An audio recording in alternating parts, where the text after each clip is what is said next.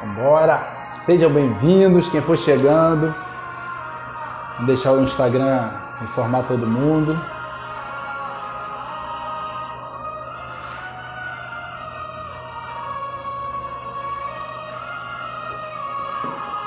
Boa noite, Sandra. Boa noite, Cacá. Sejam bem-vindos. Todos que estão chegando.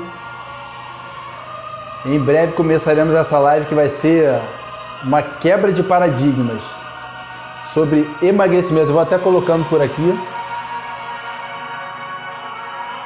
Enquanto o Instagram está comunicando todo mundo. Vocês que já chegaram, sejam bem-vindos. Enviem para amigos, familiares que tenham interesse em saber sobre vício alimentar. Eu estou até fixando aqui o comentário, o assunto, o tema da live. Seja bem-vinda, Brisa. Boa noite. Vamos esperar alguns instantes. Daqui a pouco o nosso amigo, Dr. Carlos, está entrando aí comigo.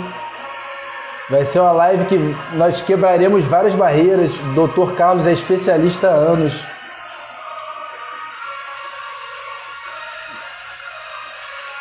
Boa noite, Renata. Seja bem-vinda.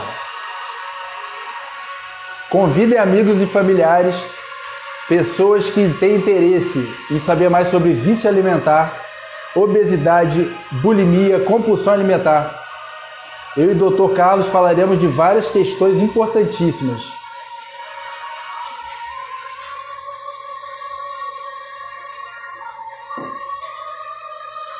Boa noite, Dr. Carlos, está na área. Em breve eu chamo você. Esperar o Facebook enviar para mais pessoas. Enquanto isso, vocês que já entraram, só se conectem com esse som que vocês estão ouvindo.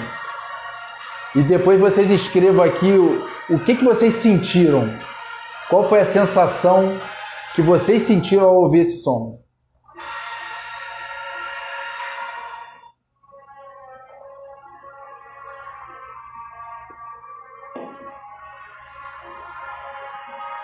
Deixa eu convidar meu amigo que já está aqui, Dr. Carlos.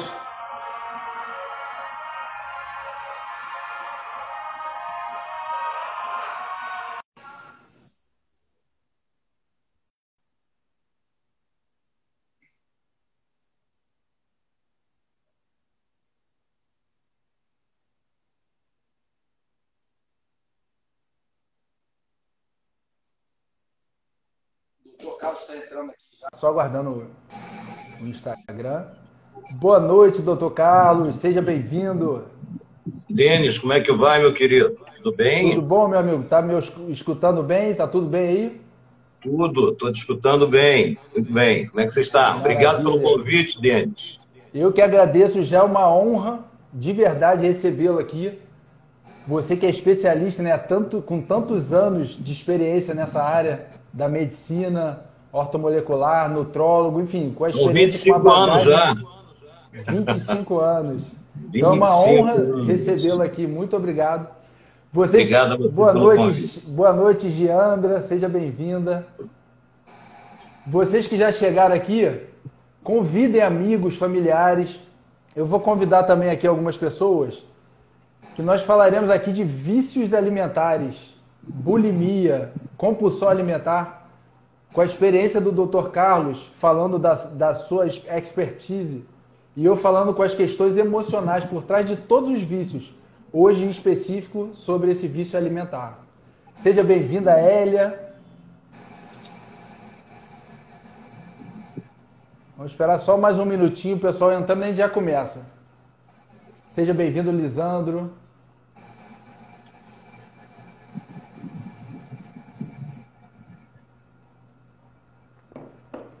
Hoje o senhor tá na Barra, no consultório da Barra?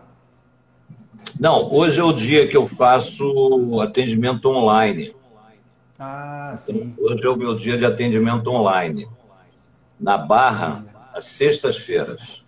Ah, legal. Aí no centro, nas quintas-feiras e no Flamengo às quartas. Segunda e terça eu fico para atendimento online. Porque agora, com o advento da pandemia, e com a liberação do CRM esses atendimentos online, né, liberando o médico para esses atendimentos online, agora muitos médicos estão preferindo assim. Sim, E os pacientes também facilita, estão né? preferindo. Sim, Né? facilita. Tem algumas questões que totalmente possível e viável, né, fazer de forma online. Sim, sim, com certeza. Totalmente online. E é muito interessante e é muito proveitoso para o paciente, né? Com Sim, certeza. sim. Legal. Bem-vinda, Tatiana. Bem-vindo, Aninha Mosqueiro. Sejam todos bem-vindos. Quem entrou agora, eu mais uma vez agradeço, Dr. Carlos, por aceitar o convite. É uma honra te receber aqui. Eu queria, Dr. Carlos, primeiro falar um pouco sobre esse meu projeto. Eu tenho feito lives semanais, segundas e sextas, Uhum. segundas e quintas, sobre vícios, todos os tipos de vícios. Então, É, eu eu tenho chamei o nome visto. desse projeto, isso, eu chamei o nome desse projeto de Tratando Vícios com Denis Eustáquio, porque a base de todos os vícios, seja em alimentos, na compulsão alimentar, seja em drogas, em pornografia, enfim, qualquer tipo de vício, ele tem uma base.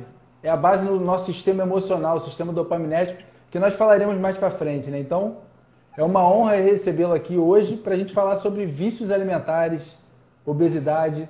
Queria que você se apresentasse para quem não te conhece aqui, da minha audiência. A Sim. palavra está com você, doutor. Bom, eu trabalho nessa área já há 25 anos.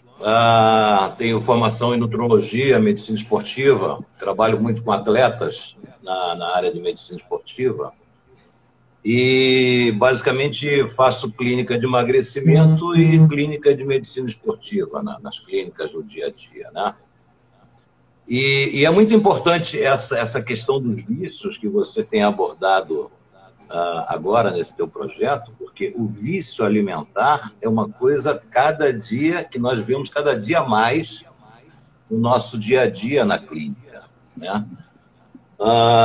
Por incrível que pareça, quando o paciente vai me procurar, eles têm um questionário que preenchem e tem uma pergunta que nós fazemos se o paciente come por ansiedade.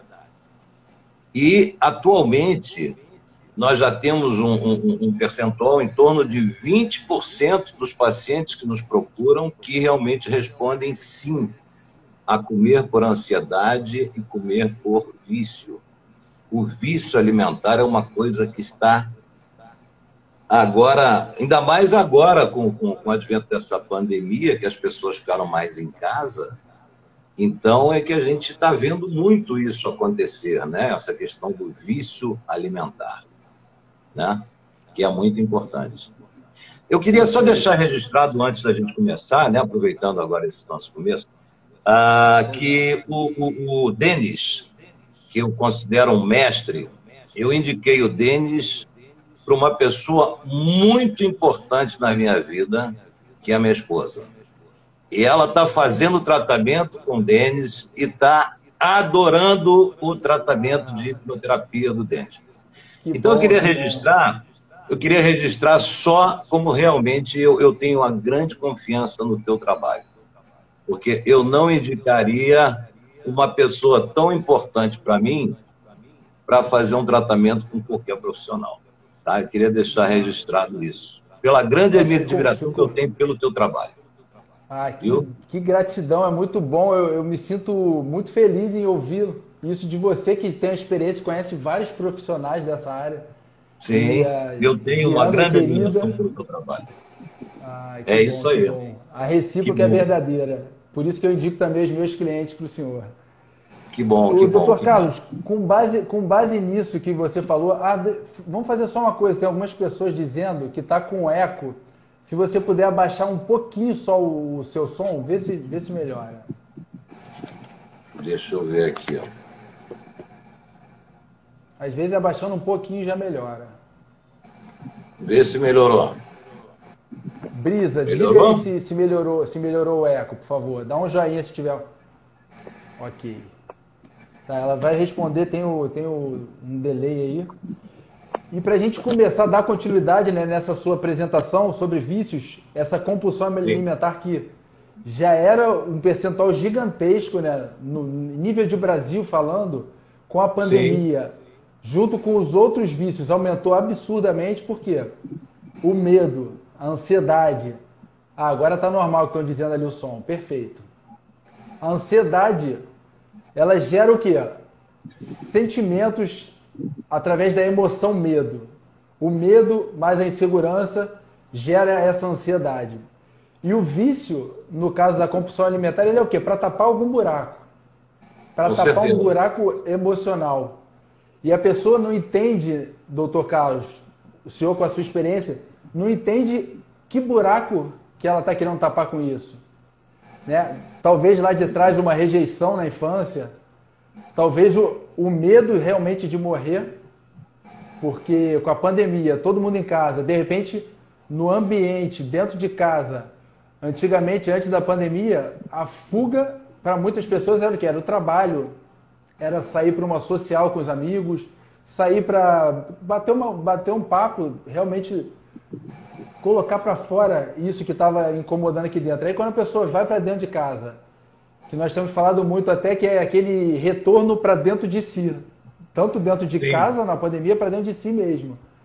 E aí a pessoa não consegue entender essas emoções, não consegue se controlar. E aí ela vai para o vício do álcool, da bebida, da comida. Da comida, principalmente o vício alimentar, né? Sim. O vício alimentar que leva à compulsão alimentar, né? Que acaba gerando aqueles quadros mais graves, como bulimia, né? O paciente que é bulímico, que leva aos quadros mais graves, como anorexia, que é muito comum nós encontrarmos hoje em dia. Bulimia, então, é uma coisa muito comum, né? Aquele paciente que tem aquele hábito de comer, comer, comer e provocar o vômito. Você já deve ter visto muito isso no teu dia a dia. Sim. Pacientes que têm aquele o vício, a anorexia, eles não comem, evitam comer porque estão ligados a padrões de beleza, de magreza, extrema magreza. Aqueles pacientes que são muito interessantes, que a gente também encontra muito no dia a dia, que são os esponderófilos. Os esponderófilos são aqueles que olham no espelho, estão extremamente magros, mas ainda se reconhecem gordos. Muito interessante esse quadro, e é muito comum nós encontrarmos isso. Às vezes chegam pacientes na clínica, outro dia mesmo chegou uma paciente com 57 quilos. E ela queria emagrecer. E ela tinha 1,60 m. E ela queria emagrecer 10 quilos e ficar com 47 quilos, porque, segundo ela, é um padrão que ela considera lindo, espetacular para ela. Quer dizer, é uma coisa muito difícil você conseguir convencer esse tipo de paciente a dissuadir esse paciente de um tratamento, né? O paciente quer ficar com 47 quilos, quer dizer, uma loucura isso. Mas tudo isso está ligado aos padrões de beleza, né? A esses padrões atuais, né? E volto a dizer, relacionado ao quê? Uma fuga da realidade, né? Você vê. Sim. Ela aprende lá atrás, nessa sociedade que nós vivemos, seja pelo padrão de beleza, seja dentro da família, aquela cobrança. E o principal, a comparação sempre.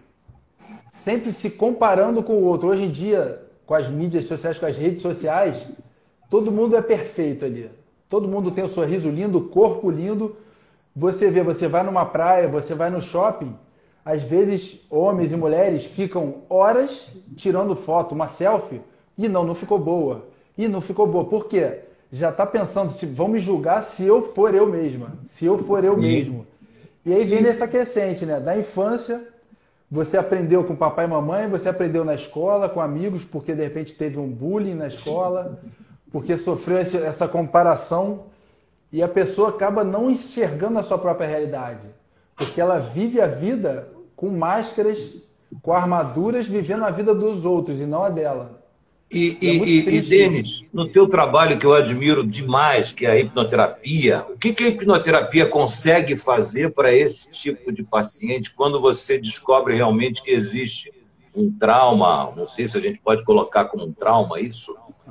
O que a hipnoterapia consegue fazer? A nível do subconsciente, é assim que se trabalha? Isso. Vamos lá explicando. Subconsciente, ou vamos chamar de inconsciente, que fica mais fácil para a didática aqui. Nós temos a mente consciente, que é a nossa mente racional, que nós estamos agora aqui, nos comunicando. Ela representa a menor parte da nossa mente pensante, né? E a nossa mente inconsciente, onde tem todos os nossos hábitos, crenças limitantes, padrões que nós aprendemos desde o ventre da nossa mãe. Se a mamãe sentiu medo, se a mamãe sentiu insegurança, raiva, enquanto estava grávida de você, o nosso sistema nervoso ele vai aprendendo todos esses padrões de lá. Porque nós somos seres emocionais. E são as emoções que nos conduzem. Eu gosto de colocar uma metáfora, uma história que nós somos. Nossa mente emocional é o elefante e nós estamos em cima do elefante como se fosse uma criança de 7, 8 anos. A mente emocional é o elefante. Quem ganha nessa batalha? A mente emocional, ela que nos conduz. E a hipnoterapia, ela trabalha nessa mente emocional para que você, como cliente, consiga equilibrar emoção e razão. As emoções sempre terão mais força. Mas quando você começa a olhar para as emoções, por esse elefante, você entender as fraquezas que esse elefante tem, a força que ele tem, todas essas crenças que você teve lá atrás, de medo, de rejeição, de abandono, que você pegou por amor e lealdade à mamãe, e estão na sua mente inconsciente. Quando você, primeiro fator para a mudança é você entender que você tem um problema. E você ter coragem de olhar para esse problema. Porque quando você começa a entender qual é a sua questão emocional, quais são as emoções, né? Raiva, medo, tristeza, alegria. Quando você entende, a mudança ela já começa a funcionar. E a hipnoterapia vai exatamente nisso, na questão emocional. O que emocionalmente está por trás dessas suas crenças limitantes, dos vícios, das dependências. E você consegue, com a hipnoterapia fazer uma desconstrução, não sei se a palavra também seria essa, uma destruição disso tudo e reconstruir? Você consegue reconstruir emocionalmente? Na verdade funciona assim, eu não uso nem reconstruir, mas é o quê? Terapia é aprendizado. É você olhar para o seu passado e entender que essa emoção... Vou dar um exemplo aqui. Rejeição na infância. Recebo muito caso de rejeição. Todos nós fomos rejeitados alguma vez na vida. Mas a minha percepção de rejeição foi diferente da sua. De repente você foi rejeitado quando a mamãe estava grávida e o papai abandonou a mãe. E aí você aprendeu a rejeição, o papai não quer você. E a rejeição para a criança é o quê? É sinônimo de morte. Porque lá atrás, nos primórdios da humanidade, se nós estivéssemos numa tribo de 30 pessoas lá na África Antiga, se uma dessas pessoas não pertencesse ao grupo, ela seria excluída e ela ia morrer. Porque iam ter vários animais selvagens. Então, por isso que a rejeição e a morte, elas andam lado a lado. E aí a pessoa entendeu lá atrás que ela vai morrer porque o sistema inconsciente, emocional, entendeu que a morte está ligada à rejeição. A pessoa passa a fazer o quê? Tudo para pertencer. Por isso que a questão de vício alimentar tem muito a ver com educação alimentar, os padrões do ambiente familiar e pertencimento. De repente, para pertencer... Nós podemos dizer que a pessoa que come por vício, na realidade, ela está comendo para alimentar a alma, né? Não seria bem isso? Ela está comendo para realmente alimentar a alma. Eu acho que... Alimentar a alma, tapar realmente um buraco, um vazio. Porque quando nós buscamos externamente, no caso que é a comida, algo que nós já temos aqui dentro, mas está faltando emocionalmente, aí ele se torna um vício. Você fica dependente de algo externo. Você depende da comida, e aí como o nosso sistema dopaminérgico, que é o sistema do prazer, ou o sistema da recompensa, o vício é o quê? É um hábito, e os hábitos são o quê? Padrões para economizar energia do nosso sistema, do nosso cérebro. Quando o vício, que é um hábito, ele gera um prazer, logo depois vem o quê? A culpa e a dor. Porque primeiro ele veio o prazer, para tapar esse vazio. Por exemplo, a pessoa fugiu daquela dor, e aí de madrugada, quando todo mundo estava dormindo, ela foi lá e encheu a barriga de doce. Porque tinha esse vazio. Isso tem a ver com a serotonina também? Isso. O sistema dopaminérgico gera dopamina, depois da dopamina já vai na serotonina. Serotonina, dopamina, isso. Todos esses neurotransmissores que são tão importantes. Porque há um tempo atrás, eu acabei entendendo que era muito importante que nós tivéssemos uma abordagem multidisciplinar para os nossos pacientes das clínicas. Então, agora nós temos alguns pacientes que são encaminhados para um acompanhamento de psicólogos, o psicólogo trabalha conosco. E aí, uma vez, me falou uma coisa muito interessante, né? Que as pessoas ansiosas, as pessoas que têm realmente esse problema de vício alimentar, em geral, pessoas que têm ansiedade, comem por ansiedade, elas têm realmente o que a gente pode dizer.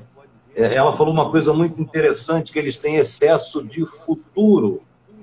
Eles vivem pouco o presente e vivem mais o futuro.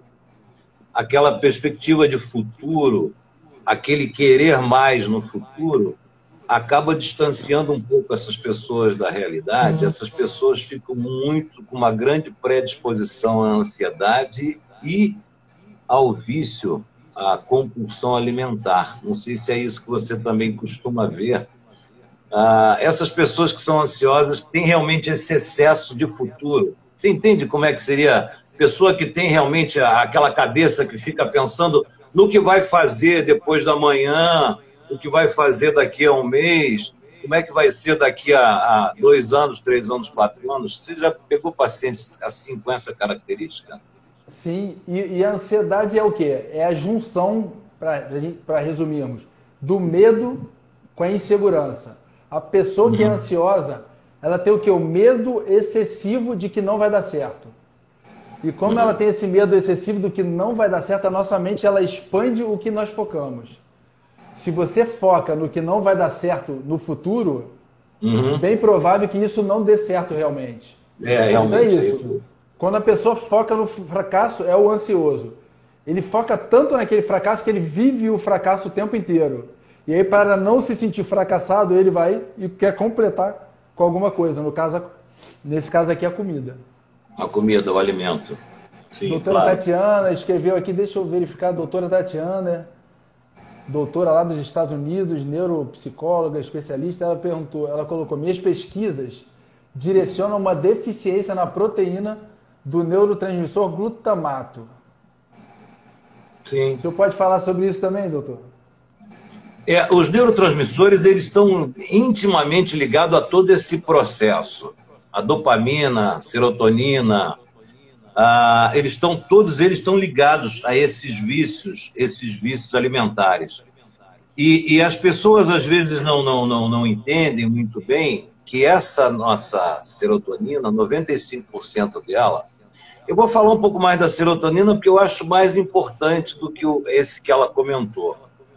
Certo. Eu acho o principal de todos, eu acho que é a serotonina. A serotonina, 95%, ela dos neurotransmissores, né, a serotonina, ela é produzida no nosso intestino. Então, existe uma grande relação de pessoas que têm sérios problemas intestinais, prisão de ventre, que seria mais comum, a desenvolver ansiedade e desenvolver vícios alimentares e compulsão alimentar. São coisas que estão intimamente ligadas. Pessoas que têm problemas intestinais a desenvolver esse tipo de problema, exatamente pela produção de serotonina que está prejudicada. E essa serotonina, ela pode ser dosada. Ela pode ser dosada através do sangue. E ela pode ser suplementada, porque nós podemos usar determinadas substâncias que vão ajudar nessa produção da serotonina. O mais importante deles seria o mais conhecido, o triptofano. O mineral magnésio, a vitamina B6, a vitamina B3, são importantíssimas, nessa produção da serotonina, sabe?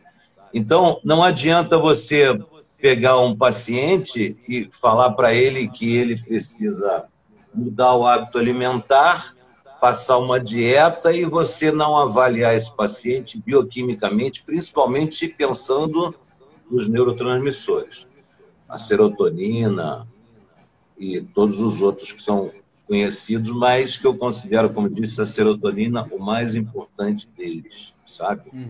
Não sei se você pega muito isso aí, você costuma trabalhar muito em cima de serotonina, dopamina também na tua clínica? Então, eu falo para explicar o paciente como que funciona, mas eu falo mais do sistema dopaminérgico, a dopamina, e já vem a serotonina logo em seguida. Eu vou dar um exemplo até em relação a isso que o senhor falou. A Olga, bem-vinda a Olga, lá de Portugal, ela escreveu: eu não me percebo com ansiedade, mas sei que ela está lá e que, embora subconsciente, ela aciona a compulsão alimentar. E por que, Olga? A compulsão alimentar, qualquer vício, mas falando do vício alimentar, imagina que você é um bebezinho de 6 meses. Ou melhor, começou a mamar, nasceu e começou a mamar.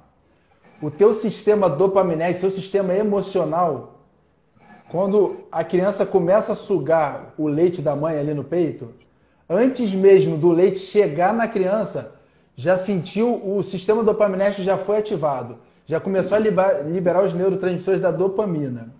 E aí, quando entra o leite na corrente sanguínea, o sistema nervoso da criança ele já entende que aquilo ali tem as calorias necessárias para a sobrevivência da criança. Então é como se ele anotasse no cérebro da criança um pico de prazer. Prazer e ao mesmo tempo o quê? Quantidade calórica necessária para a sobrevivência. E aí tudo bem, aí a criança vai crescendo, aí com 1, 2 anos vai para uma festinha infantil. E aí nessa festinha, a criança já está comendo, ela vê que tem o docinho, tem a Coca-Cola, tem os salgadinhos. O sistema emocional, caso a criança coma esse doce, ele vai anotar mais forte. Falei, opa, isso aqui é uma bomba calórica e eu preciso dessas calorias para a sobrevivência. E aí ativou mais uma vez o sistema dopaminérgico, liberou serotonina e a pessoa inconscientemente, como o seu caso, Olga, você vai se acostumando ao quê? A ter prazer. A ter prazer e sobreviver por conta dessa bomba calórica que você recebeu. E aí toda vez que os gatilhos mentais externos, pode ser de repente sentir um cheiro, uma música, você sente aquele prazer, novamente a dopamina sobe antes de você se alimentar e você ter aquela vontade de comer inconscientemente. E cada vez que você come, vai ficando mais dependente dessa substância.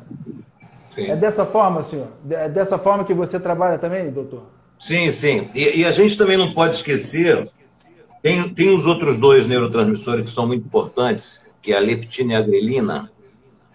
São os neurotransmissores que estão ligados à saciedade. Esses não são muito badalados, como a dopamina, a endorfina e outros. Mas eles estão ligados diretamente à ansiedade e à saciedade. Então, o que acontece? Por isso, dando mais importância à leptina e à grelina, que agora está na moda o jejum intermitente, né? Uhum. Todo mundo está comentando sobre o jejum intermitente, porque o jejum intermitente é uma forma de você conseguir limpar o teu organismo da leptina e da grelina. Você consegue mexer nos níveis de leptina e grelina com o chamado jejum intermitente, né? E por isso é que agora as pessoas estão dando um pouco mais de importância a isso. Agora, comentando sobre o jejum intermitente, fugindo até um pouco do papo, mas como o papo é vício alimentar, eu acho que é importante a gente falar desse jejum. Sim. E muitas pessoas mandaram para mim até perguntas sobre isso, até quando a gente falou que iria fazer uma live sobre vícios alimentares. Agora, é importante entender que o jejum alimentar, você quer forçar o teu organismo a entrar num processo chamado de autofagia. Processo de autofagia que vai levar ao processo chamado cetogênico, de queima de gordura acumulada, né? Mas uma grande dúvida que as pessoas têm sobre essa questão de jejum intermitente é se o jejum é feito acordado, paciente acordado ou dormindo, né? Não sei se você tem essa dúvida também. Sim, sim. Mas o jejum alimentar ele tem que ser acordado. O paciente tem que estar acordado. Eu já vi pacientes que chegam na clínica falando para mim sobre jejum de 24 horas. Jejum de 24 horas não é um jejum voltado para emagrecimento, para perda de peso. Jejum de 24 horas é um jejum voltado à toxina, limpeza do organismo, liberação de toxina. Detox, né? Detox, exatamente, com esse objetivo de detox. Jejum intermitente para emagrecimento, ele é um jejum que tem que começar um período pequeno e com uma frequência pequena. Por exemplo, na clínica, normalmente quando os pacientes querem começar o jejum, a gente começa com um jejum de 4 horas, 3 vezes por semana, e a gente vai aumentando mês a mês até chegar num jejum de 12 horas, 5 vezes por semana, é o máximo. E aí o paciente realmente tem os efeitos benéficos do jejum intermitente. Queria só colocar esse parêntese, porque muitas pessoas me perguntaram sobre essa questão de jejum intermitente. Então, jejum intermitente é acordado, no máximo 12 horas, numa frequência de no máximo 5 vezes por semana, e durante o jejum, o paciente pode ingerir líquidos, e deve ingerir líquidos, tá? Sim. Agora, jejum detox, o ideal é que ele vai ingerir somente água. Jejum de 24 horas. E muito importante, né, doutor, é que as pessoas busquem um especialista e não façam isso por conta própria, né? Porque cada caso é um caso, né? Uhum. Porque senão as pessoas costumam muito ver pela internet e começa a aplicar e começa a passar mal porque cada corpo tem a necessidade de açúcar, sim, de glicose, enfim, tem toda essa questão. Mas é uma questão muito, muito perguntada e foi era uma das que eu ia fazer para o senhor, você até antecipou. Muito o jejum intermitente, pois é, importante, isso. Muito importante. As pessoas perguntam. Aí o Arthur, acho que é o Arthur, eu sinto como a comida funcionasse para mim como uma droga para o viciado. É exatamente desse jeito. O sistema do vício, do dependente químico em droga e da comida é o mesmo, é o sistema emocional dopaminérgico. Então ele é ativado inconscientemente. Tem pessoas que se viciam em droga, tem pessoas que se viciam em comida. Ou vários. Que é uma forma de prazer, né? É o prazer imediato. O vício, ele é um hábito que não faz bem para você e não faz bem para as pessoas ao seu redor. E um outro hábito, que é o oposto, é o quê? São as virtudes. É muito mais difícil para você, que de repente tem a compulsão alimentar, comer um prato de alface. Por quê? Porque ele não vai te dar o prazer imediato. Mas se você come um prato de pizza, de gordura, ele vai te dar aquele prazer. Isso, de massa, vai te dar aquele prazer muito mais rápido. Então, a diferença do vício e da virtude é essa. O vício, prazer imediato seguido por dor. A virtude é o quê? Recompensa a longo prazo, mas quando você depois consegue seguir essa rotina de uma boa alimentação, a recompensa lá na frente é muito maior, porque você vai ter o corpo saudável, a saúde mais plena. Claro, com certeza. E a gente não pode esquecer de todos esses males, né, que a obesidade causa, porque as pessoas estão mais ligadas atualmente na beleza, na estética, do que realmente nos malefícios da obesidade. As pessoas querem emagrecer mais para ficar bonita do que pensando realmente em ficar saudável, né? As pessoas às vezes esquecem um pouco feito isso. É o que acontece. Eu até pergunto para você que está aqui nos assistindo, quais são os buracos, quais são os vazios que você tem tapado com a comida ou com qualquer outro tipo de vício? É o quê? É uma frustração lá atrás? É tristeza, raiva, medo, insegurança? É uma cobrança excessiva porque você está sempre se comparando com o outro. Sempre olhando para o outro e querendo ser o outro. E aí o que eu digo, para você tapar esse buraco, para você parar e conseguir entrar em contato com você mesma, com você mesmo, primeira coisa, né? Parar de se comparar. Para você começar a se comparar só com você mesmo, com você mesma. Como? Se compara com você hoje. Quanto que você pesa hoje? Como que está a sua aparência hoje? E o que você quer amanhã, depois e depois? E é um processo que é hoje, amanhã e depois. Hoje, amanhã e depois, todos os dias. Deixe de comer um brigadeiro hoje. Não pense que você vai parar de repente de comer o mês inteiro. Deixe de comer hoje. E amanhã mais um. E amanhã mais um. Devagar e subindo um degrau de cada vez. Com certeza nas suas dietas tem esse processo, né, doutor? Sim, com certeza sim. E tem que ser dessa forma, né? Eu não sou muito adepto a aquelas dietas extremamente restritivas, sabe? Porque você não consegue que o paciente... primeiro que você não consegue uma adaptação do paciente, e você não consegue uma fidelização de um tratamento desse tipo que você quer começar. Você pega um paciente de 100 quilos e passa uma dieta para ele de 500 calorias. Eu acho muito complicado isso, né? É até é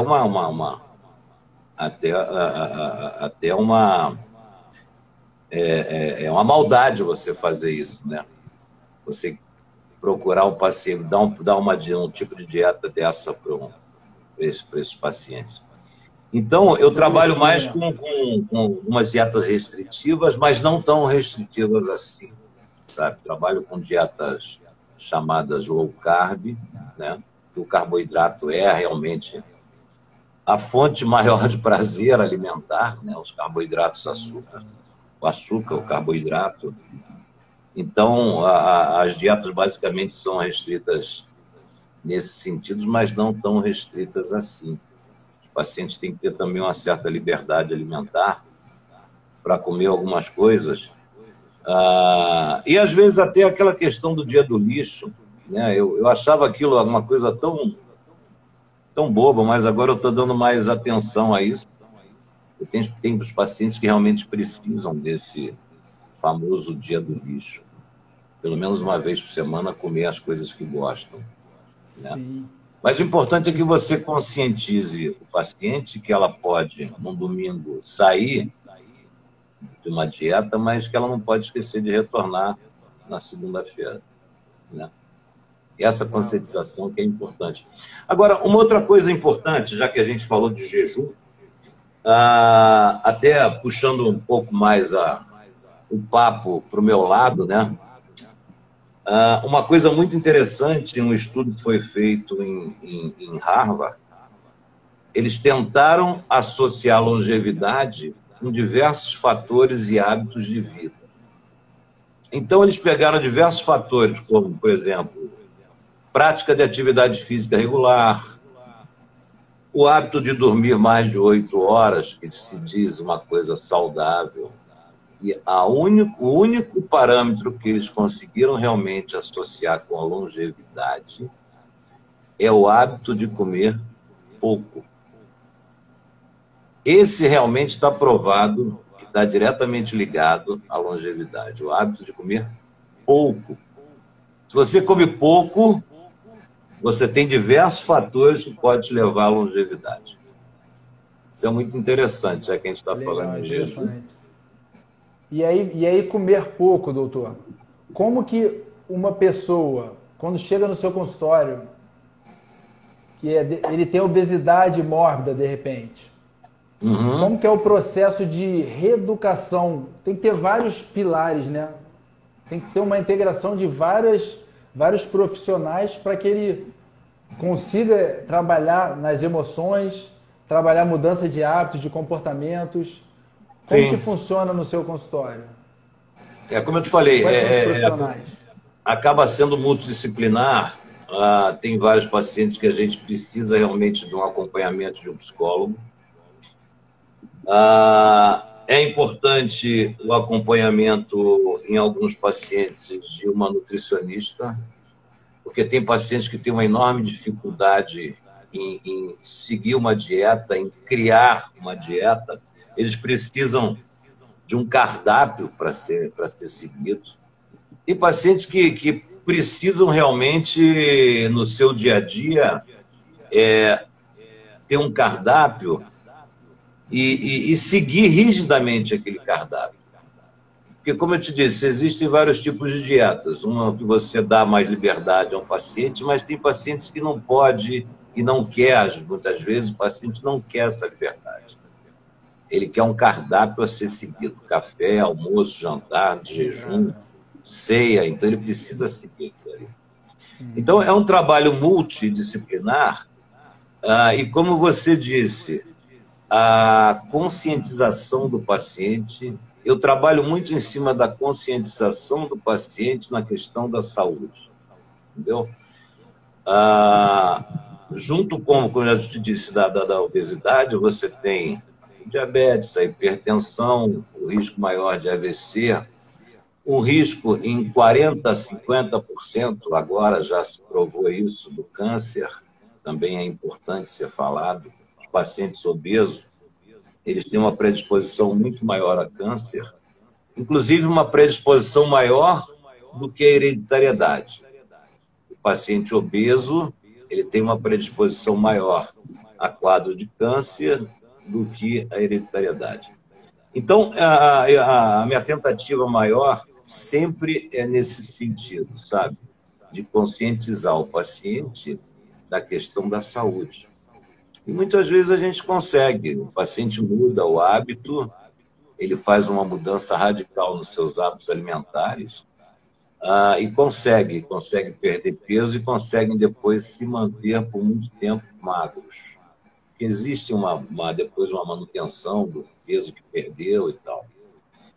Mas a coisa realmente complica, e complica muito, quando a gente já começa com esses pacientes que têm os vícios alimentares e a compulsão alimentar. Por isso que é tão importante esse nosso papo agora, porque, como eu já te falei, eu confio muito na questão da hipnoterapia, e eu acho que a gente vai conseguir colher muitos frutos bons aí dessa parceria nossa, desses pacientes que têm o vício alimentar, porque até você que, depois que você iniciou esse projeto de vícios, me chamou muita atenção e até achei muito interessante a questão do vício alimentar. E eu acho que a gente vai conseguir solidificar uma parceria muito boa nesse sentido com a hipnoterapia, com esse tipo de paciente. Como eu te falei, é muito comum. Muito comum. Com certeza, até em cima disso, doutor Carlos, a cirurgia bariátrica e o balão gástrico, como que funciona? Os clientes que têm essa obesidade mórbida, eles chegam até você. E, claro, aí sim tem que ter mais ainda essa integração. Porque tem muitas pessoas que chegam até aqui porque existe uma técnica na hipnoterapia que é como se fosse a instalação de um balão gástrico hipnótico. Tem pessoas que chegam, eu falo assim, você acredita em milagres? Então, aqui não é o lugar, porque se você não entende, se você não entende a emoção que está guiando essa tua compulsão, a emoção gera os comportamentos, né, os vícios. Se você não entende a emoção e aí depois disso tem a mudança de comportamentos, que é o quê? Reeducação. Você realmente mudar os seus hábitos alimentares, começar a fazer atividade física, fazendo essa integração. Como que é no seu consultório esses clientes que precisam realmente operar? Se o paciente não consegue seguir um tratamento, eu acho que antes de qualquer iniciativa de cirurgia, ou até a colocação do balão, ou a cirurgia, eu acho que antes o paciente tem que tentar um tratamento clínico. Mesmo porque a cirurgia bariátrica, ao contrário do que muitas pessoas pensam, não é uma coisa, um resultado definitivo. Porque eu tenho muitos pacientes que estão em tratamento comigo, que já fizeram cirurgia bariátrica e voltaram a engordar. Mudaram o hábito no primeiro momento, porque não tinha como não mudar, porque não tinha como comer, né? Sim, passando mal. O volume fica restrito, então elas tiveram que realmente mudar na marra, à força, e isso acaba acarretando, se não for bem trabalhado a parte psicológica do paciente, se não houver um trabalho forte do paciente, psicologicamente baixa ainda mais a autoestima, né? Baixa ainda mais a autoestima, porque você não conseguiu mudar a cabeça do paciente e você colocou nele um estômago de 100 ml, quer dizer. Então, esse paciente ele estava acostumado a comer 1,5 kg, quer dizer, então isso gera um problema muito grave. E a gente sabe emagrecer aqui, né? Exatamente. E a gente sabe que o estômago ele tem uma tendência a aumentar o volume. Então, esse paciente come, né? Força a comer e acaba esse estômago aumentando de volume. E ele volta a engordar. Quer dizer, então eu acho que antes de qualquer situação dessa de cirurgia, o paciente partir para uma cirurgia, partir para um balão gástrico, ele tem que tentar fazer um tratamento clínico, uma mudança de hábito alimentar, uma mudança, claro que você tem que dar a esse paciente também um suporte medicamentoso, você tem que passar para ele alguma coisa para ajudar ele a fazer as dietas e mudar o seu hábito, reduzir o apetite quando é necessário, medicamentos que vão ajudar na queima e na eliminação de gordura, quer dizer, tudo isso é o suporte medicamentoso que é importante. Mas eu sempre indico, ou às vezes indico, em pacientes que já tentaram, porque eu tenho pacientes que já tentaram várias vezes, já foram e voltaram no tratamento, e pacientes que realmente não conseguem, são grandes obesos, a gente está falando aí de IMC acima de 45, quer dizer, pacientes de 160, 170 quilos, quer dizer, então são pacientes que às vezes não conseguem realmente se submeter a um tratamento e manter um tratamento e se tornar fiel a um tratamento, aí esses pacientes não tem jeito. Aí a gente acaba indicando. Sim, e claro que tem muitos que eu acredito que seja, inclusive, a maioria. O ser humano, ele quer sempre que alguém resolva. Ah, sim. Seja um político, seja um religioso, um líder religioso, seja o doutor, seja o terapeuta, resolve para mim. Então, aí que a gente busca o quê? Você entender que você é responsável. Buscar essa autorresponsabilidade, que não existe mágica se você não mudar aqui dentro de você, nesse equilíbrio. Não. E todo paciente que nos procura, é claro, a gente sempre tem que ter muito cuidado com os pacientes que têm vício alimentar e compulsão alimentar, né? Mas se a gente detecta nesse paciente esse tipo de problema, aí a conduta é um pouco diferenciada. Mas aquele paciente que realmente se deixou engordar pelo desleixo e pelo hábito, realmente, é aquele paciente que chega dizendo que gosta de comer muito e adora comer, a paixão dele é comer, quer dizer, e não faz nenhuma atividade física, a gente sempre procura saber, eu procuro sempre conversar muito com o paciente para saber do comprometimento desse paciente, entendeu? Porque, às vezes, o paciente ele esquece que 70% do tratamento é o comprometimento dele. 30% é a nossa parte. Agora, 70% ou até mais, 80%. Então, se às vezes eu não consigo perceber nesse paciente na segunda, na terceira vez que volta, porque as consultas são mensais, muitas vezes eu até prefiro descontinuar o tratamento, sabe? Eu não vejo comprometimento daquele paciente. E aquilo acaba sendo muito frustrante até para o paciente e para o médico, né? Porque o paciente não tem aquele comprometimento. E você não consegue, de jeito nenhum, que ele mude o hábito. Né? É assim como eu digo aqui para os meus clientes, que eu como terapeuta, o senhor como médico, nós acendemos uma luz para que a pessoa enxergue, e a mudança ela está dentro da pessoa, dentro do cliente, dentro do seu paciente. Nós temos ferramentas e técnicas que podem ajudá-lo se ele se comprometer e se ele começar a fazer o que precisa ser feito. Sim. E no tocante a esse do vício alimentar, você trabalha muito com essa parte da hipnoterapia, e o forte seria a hipnoterapia? Como é no tocante esse vício alimentar? Sim. Ou nos vícios em geral? Isso, eu sou hipnoterapeuta neurosistêmico. É o que? A junção baseado nas neurociências, fundamentado nas neurociências. Eu trabalho com a terapia em hipnose, e já explico o que é hipnose, e com a base de o apoio da psicologia integrativa, que junta várias abordagens e ferramentas, junto com a constelação familiar sistêmica. Tudo que veio lá de trás de papai e de mamãe, da nossa base, que nós aprendemos. Então tem que entender o ambiente, o inconsciente coletivo, tudo que você aprendeu, as emoções. E a hipnose é o quê? Hipnose é um estado natural da nossa mente. Nós aqui, nesse momento, eu estou em hipnose porque eu estou focado. Então, com isso, eu estou economizando energia e eu não estou prestando atenção em outras questões. Hipnose é basicamente isso, essa característica humana. E aí nós identificamos a emoção, os comportamentos, o ambiente e toda a sua história. Porque tem o DNA, por exemplo. O DNA ele traz características físicas do papai e da mamãe. Uhum. A epigenética já mostra quanto que o ambiente no entorno do papai e da mamãe, no seu entorno, eles te influenciam para os seus vícios, para os seus hábitos e comportamentos.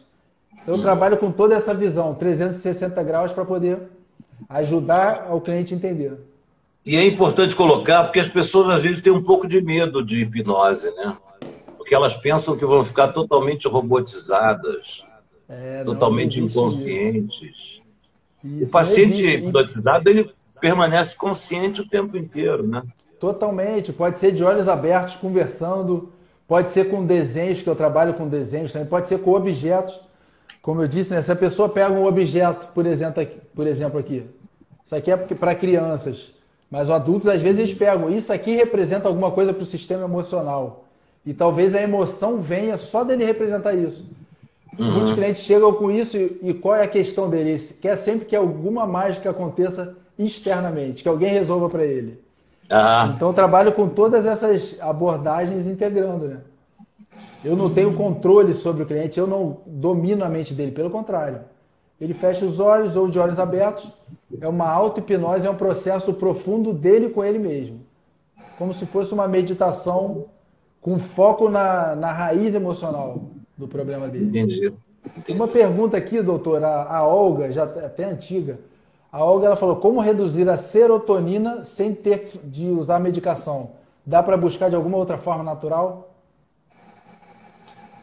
Existe forma natural. A principal forma natural é a atividade física. Sim. Atividade física, a meditação. A meditação é uma forma importantíssima de você conseguir reduzir os níveis de aumentar os níveis da serotonina, né? Eu acho que ela está falando em aumentar os níveis de serotonina. Isso. Né? Isso. Deve ter sido isso. Atividade física, meditação. Perfeito. São as formas naturais. Maravilha. E o Arthur, jejum intermitente também funciona para quem tem hipotiroidismo? Não. Teria que avaliar, eu acho, né? Não, hipotireoidismo aí já é uma doença que tem que ser tratada. Você tem que passar para o paciente a tiroxina, que é o hormônio T4, tem que ser tratado. Entendeu? E a Olga escreveu também, nos primeiros dias de jejum intermitente, eu fico com dores de cabeça horríveis e desisto. Porque tem que realmente buscar algumas questões por trás também, né?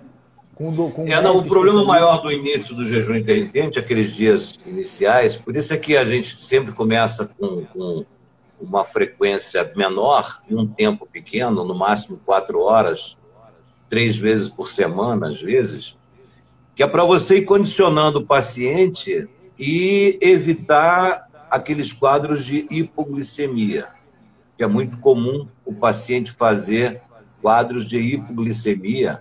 Já vi acontecer muito. Eu já recebi pacientes na clínica com hábito de jejum de 18, 20 horas para emagrecer, quer dizer, quadro de hipoglicemia severa eles fazem, entendeu? Então, provavelmente, nos dias iniciais, essa paciente, a Olga, ela deve ter tido esses quadros, ela deve ter esses quadros de hipoglicemia. Por isso que é importante começar um tempo pequeno. Sim, sim.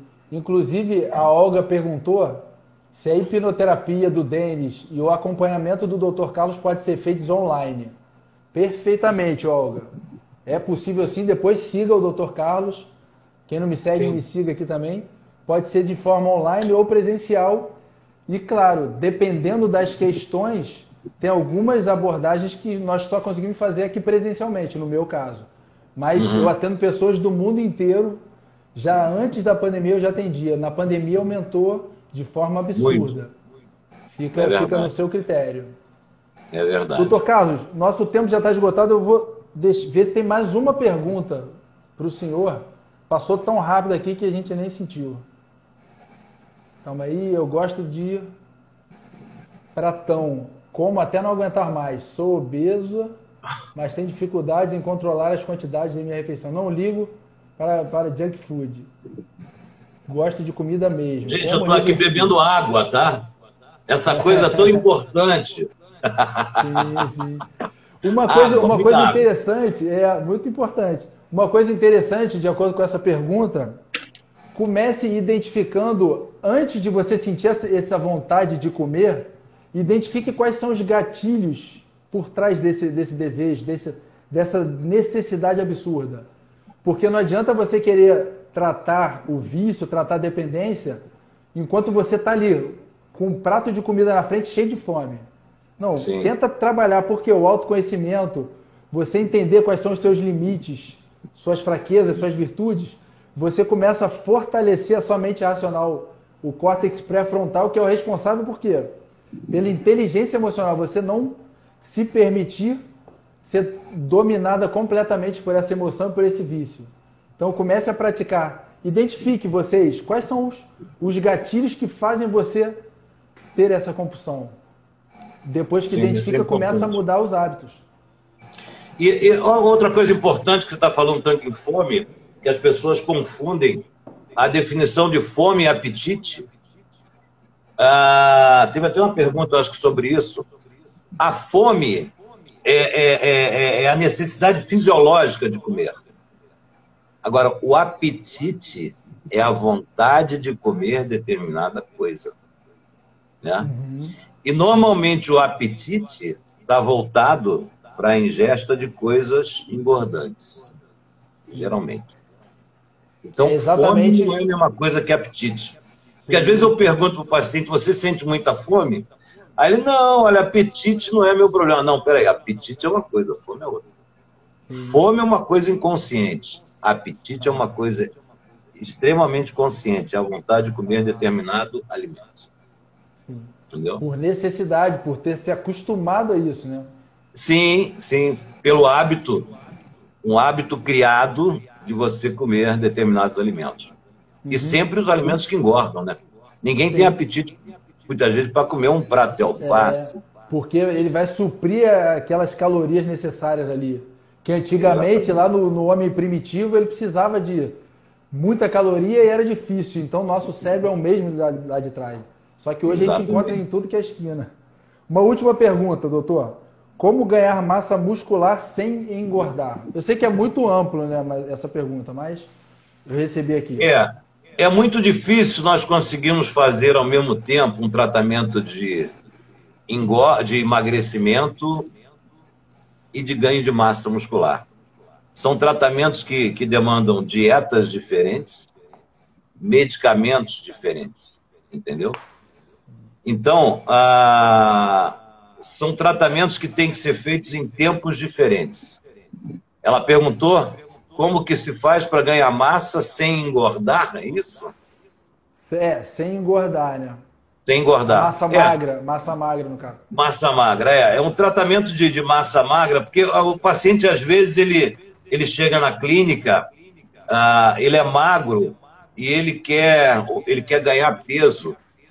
E aí a gente tem que fazer uma definição entre ganhar peso por ganhar massa magra, ganhar músculo, e ganhar peso por engorda, que é uma coisa prejudicial, né?